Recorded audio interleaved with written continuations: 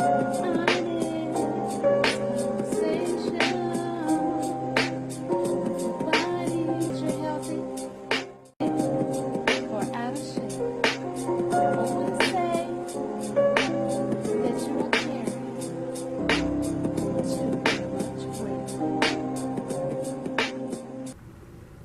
welcome to my show, Enlifement. I am Honeycutt, and I want to thank you for joining us right here on the Wake Up Call Radio and TV network. I have a really great guest. Y'all know me. I like to talk about life things and try to just set you up for like some healthy success for life. Get everything in play for you and give you some good information, things that you need to know. So today I have a really great guest, and her name is Miss Shannon Murray. And she's going to talk about her business that she have called RefinedLife. Mm-hmm. So I know it's going to be awesome because it's helping people. But I want to know why she decided that she wanted to do this. Is this part of a story that she had? But nobody can tell us but Miss Shannon. So I'm not going to string you along. Let's get into this show, and I hope you enjoy it. So how you doing? I'm fine. How are you? Good. Thank you for joining me. Thank you for having me. I'm really excited. Yes, I'm very excited too. So tell me a little bit about, or a lot, whatever you want the world to know. Tell us who you are and tell us about the RefinedLife.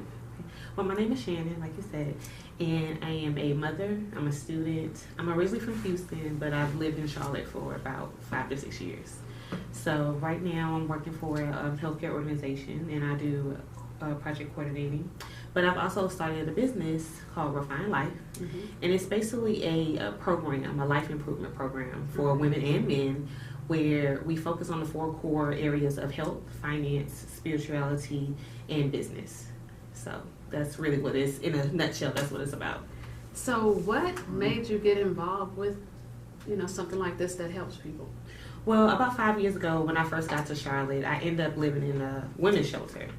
And from that point, I left the relationship, and I didn't have anything to my name. Okay. It was me and my children. So I just remember being very overwhelmed about the things that I had to do. I had to get a license. I had to get my social. I had to really restart my life from the ground up. I had to find a job. I had to figure out if I wanted to go back to school. So just building from that experience, I wanted to create something where people who were in a similar situation could have a blueprint to rebuilding their life or restarting their life when they've hit rock bottom.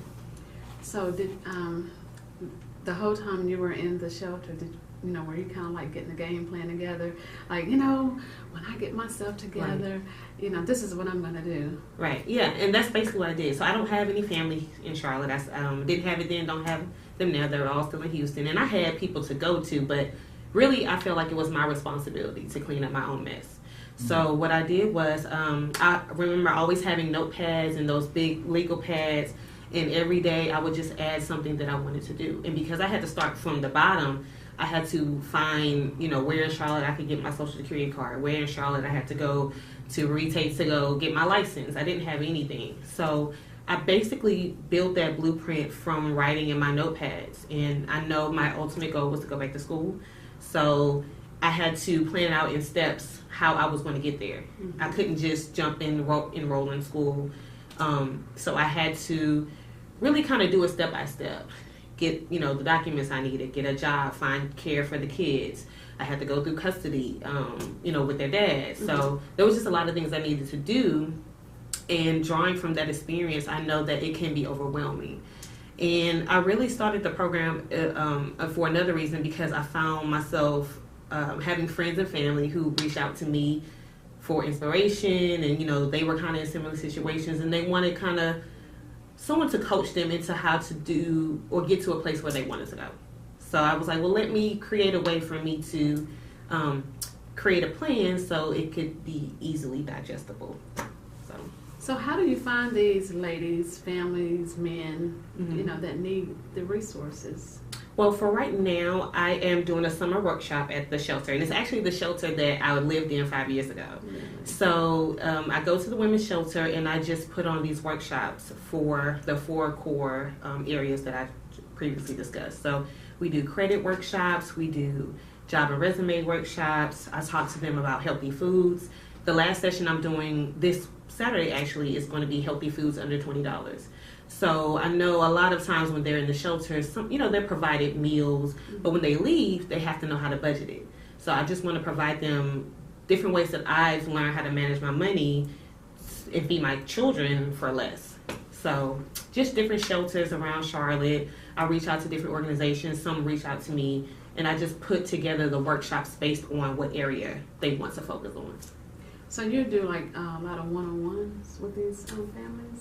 I don't do one-on-ones yet because a lot of times it's a group. Mm-hmm. So I just go in, they sign up.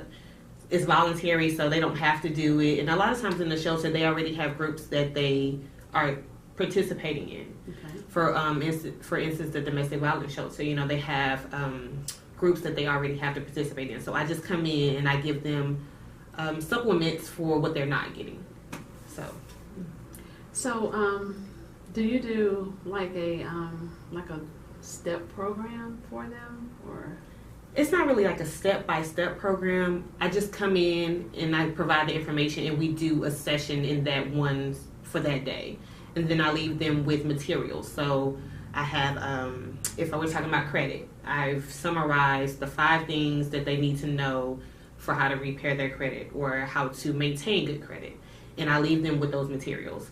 The one about job resumes, I highlighted for them things that they need to do because I really don't have a lot of time to sit one-on-one with them, but they can ask questions and I talk to them while I'm there. Mm-hmm. But that's really the scope of what I do. It's more group work, but they're able to have a sense of one-on-one.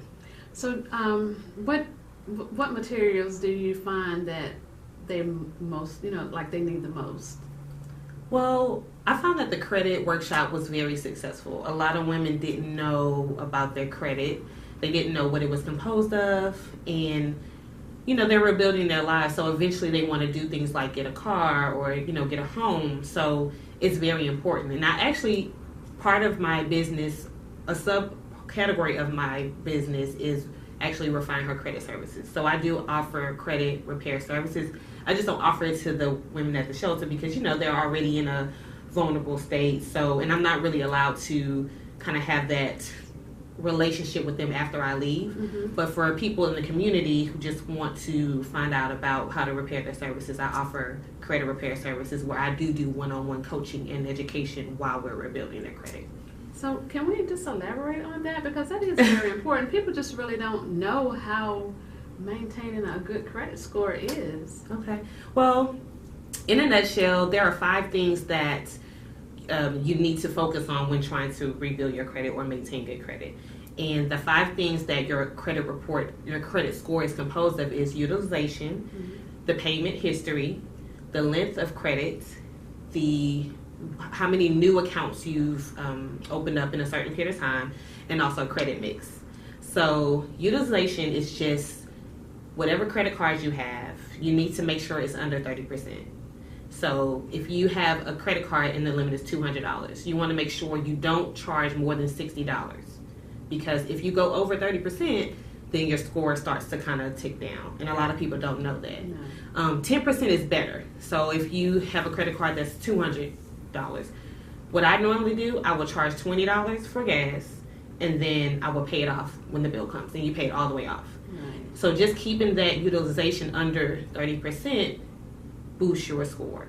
A lot of people say, hey, I have this credit card, so I'm going to just go on a shopping spree, or I'm going to do this and that, but they want to see that you're not maxing your card out. They want to say, hey, well, she has $500, but she's only using $50. Mm-hmm. So that's utilization. Payment history is basically paying your bills on time. A lot of people don't realize that not every bill they have is reported on the credit report.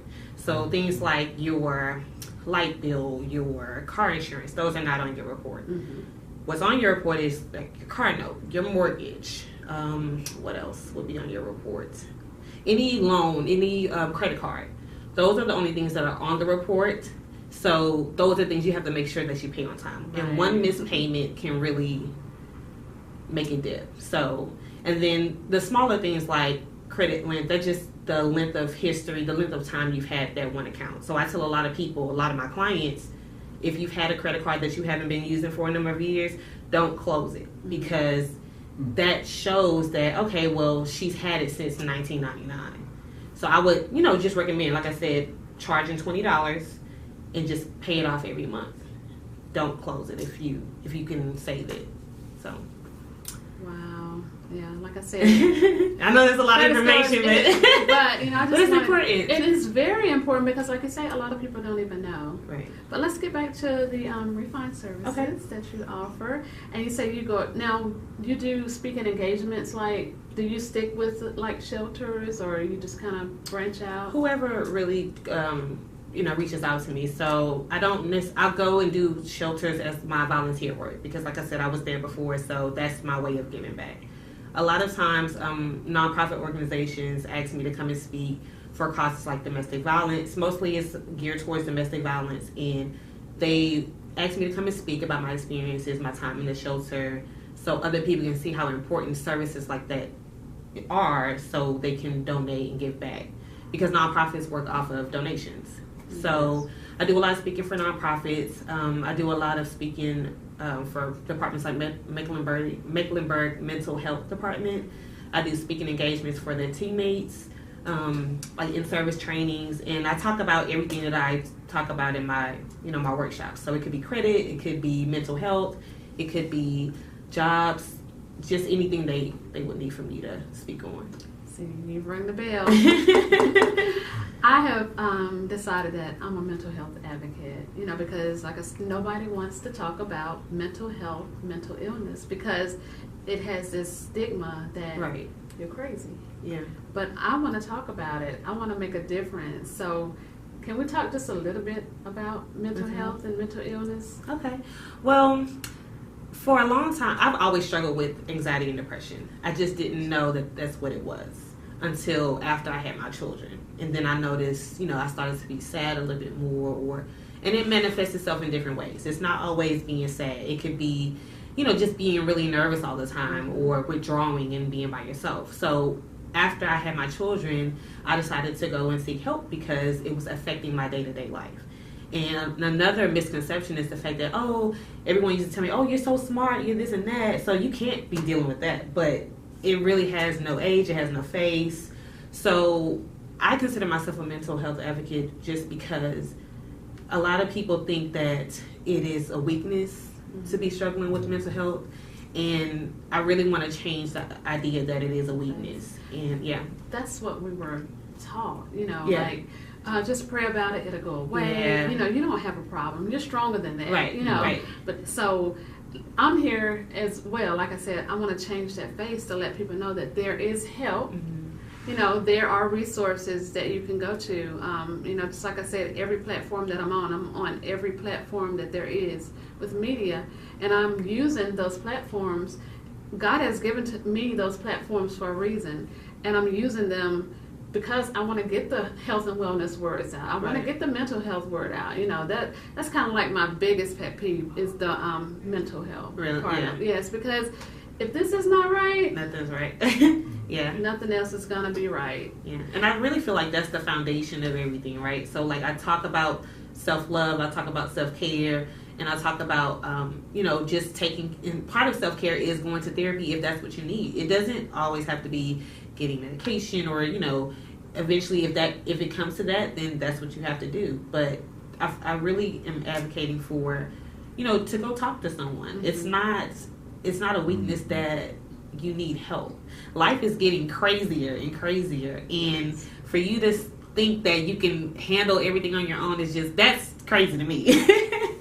So I'm really pushed for that, and really in the shelter was when they offered a lot of services there. So I was able to get the, therapy. I had a counselor, and they talked to me. They gave me tools for coping. And even though I'm not there anymore, I still have to be proactive about my mental health because I know my triggers. I know if I get overwhelmed, if I have a lot on my plate, it could send me into a paralyzing depression. A lot of people don't see it because they just see this Shannon, and they see the person, the person that they think that I am. But I deal with a lot of behind the scenes. You just have to know yourself and know what you need. Right. Yeah. So you're a mother. I am. So how does you being a mother influence your life and your work that you do? Well, first and foremost, I really want to be an example for my children. They saw a lot of the struggles that I went through, so I'm not trying to portray an image of perfection for them. I just want them to know that change is possible, transformation is possible, and if you find yourself in a bind or at a low point in life, you have the power to transform your life. And I'm a living witness of that. You're not a victim. And I spend a lot of time in victimhood, blaming everybody else, or thinking that it's always me. When we do have the power, we just have to kind of activate it and seek out resources and people who are willing to kind of give us a leg up or point us into the right direction. So for them, I would hope that when they see me, they see a mother that is strong because she's able to reach out and she's able to use what she has and the tools that she has to change her life and improve it. So that's really my motivation for being a good mother. A good mother that works very, very hard. So how do you feel about journaling? Like, I have to ask everybody about journaling. Okay. How do you feel about it? I've always kept a journal. I know you said that you was like, I was writing. Yeah, I write. I mean, if you come to my house, I have paper everywhere. I'm always writing because I feel like writing is a form of prayer. It seals your thoughts. And a lot of people don't take advantage of that. I've noticed that everything that was on my list from when I was at the shelter, I've accomplished it now. And it's not because it's like some magical thing. It's just it manifests itself, and you affirm it with your words. So, but ever since I was a little girl, I've always written in journals because I always felt alone. So writing was the only way I could get out my feelings. And I had good caretakers. My mother was there for me. She was loving. My grandmother was. But I didn't feel like they understood what was going on. And I come from a very religious background, so it was pray, and God's gonna make this better and this better. And, I do believe in God, and I believe that He helps us, but we do have to do certain things for ourselves. Absolutely. And, so I've always used writing as my way of coping, honestly. So where would you like to see Refined Life go in like 5 years from now? Like, where would you want to be? Well, in 5 years, hopefully, I want it to be a national brand. I want to take this workshop and this program, and I want to see women and men start to improve their lives. Not that there's not a movement already, because there is.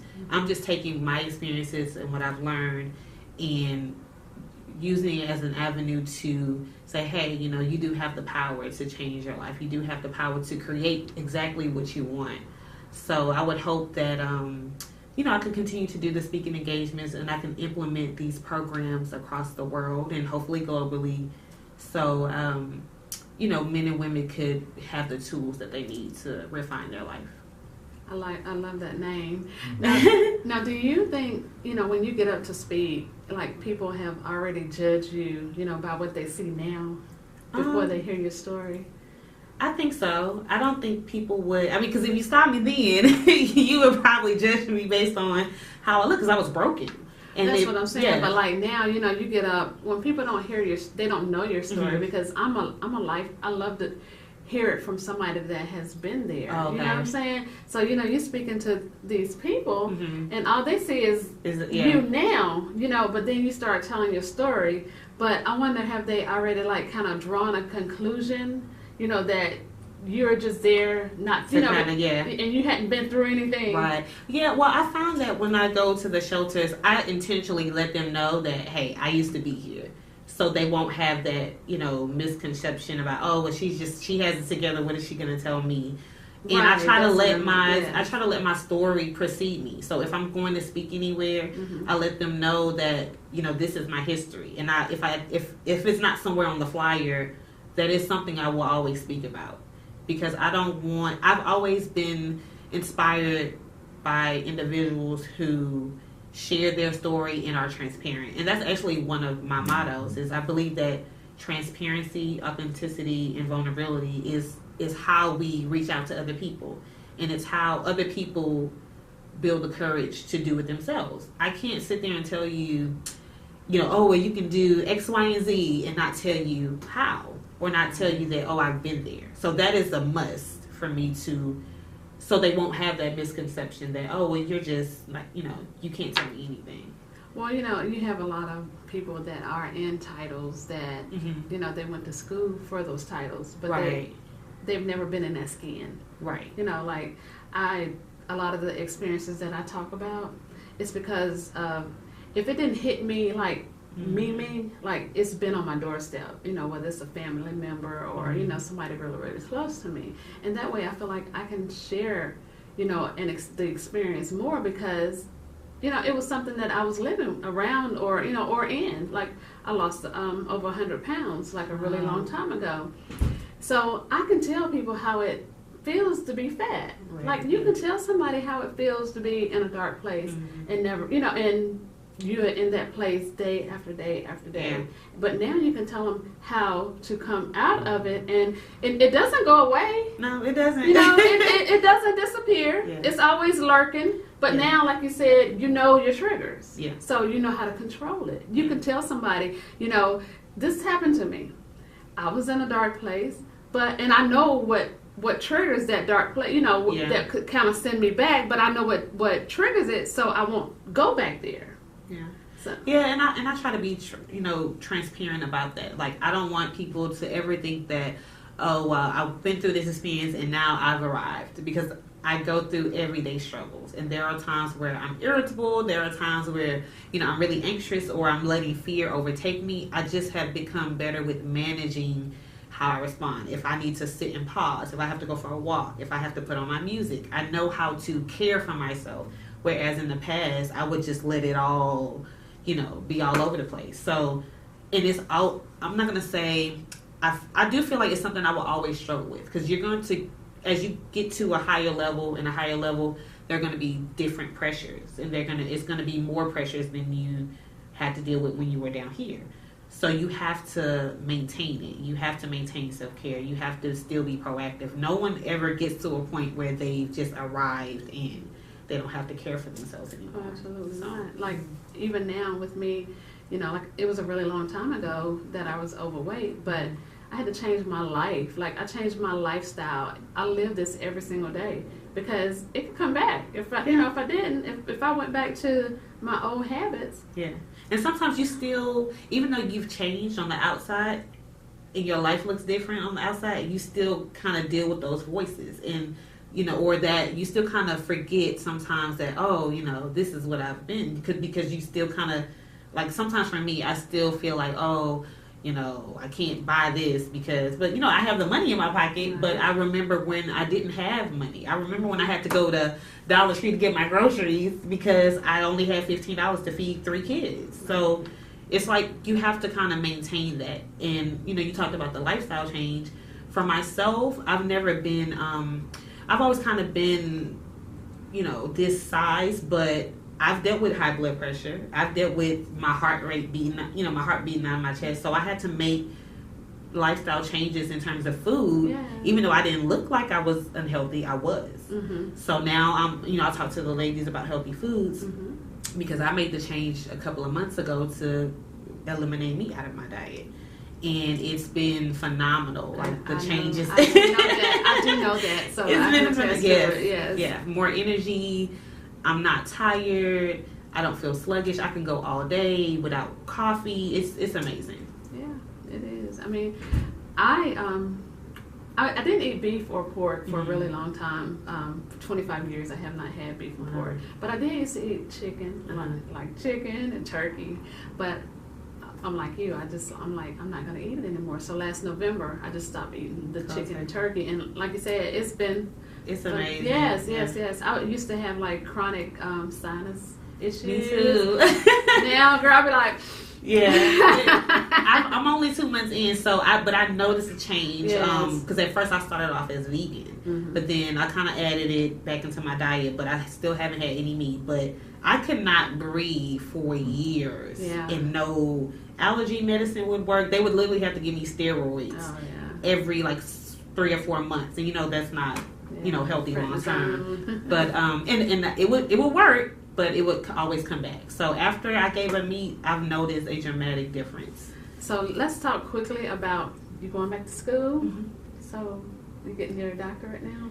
Yes, Okay. I'm working on 2 degrees right now. So I'm doing Okay. a master's in English Lit and a doctorate in education. Oh. So still kind of iffy on the doctorate about finishing it because it's a lot. I know. It's a lot. Well, you But know. you can do it. Yeah, so I'm at a place where I'm trying to learn balance, and Yeah. if that means you know, I have to drop some of these responsibilities, and I'm willing to do that. But my goal is to pursue my business full time. Mm-hmm. So when I get to the point where I'm able to pursue it full time, I will be able to have more time to take more classes. Mm-hmm. But right now, I just kind of do 1 or 2 at a time because, you know, I have kids. So, Right. but yeah, I'm excited about that. I've always been, you know, a lover of education and learning. It's just during that time in my life, it had to be on pause. So, but it can be done. Oh yeah, It can absolutely. be done. It can be. I went to school for 12 years. But look, that's our show, Miss Shannon. I want to thank you Thank for you so joining much. us. You're awesome. Thank you. And I look forward to seeing more of you. I'm sure I will. You know, like I told you, we talk the same language. Yeah, So yeah, it's about the same thing. Yeah. right. So okay, y'all, that's our show. I hope we enlighten like everybody on this show, help somebody with some great information. Join me right here on Enlifement with the Wake Up Call Radio and TV network every week. When I say this network is growing, we're in every state, we're across the world, all around the world, so you can see us anytime, 24 hours on some of the stations. So check us out, follow me, thank you for joining us, and we'll see you next week right here. But we're growing, but guess what else we're doing? Can you put these up for me? We're winning. Thank you for having me.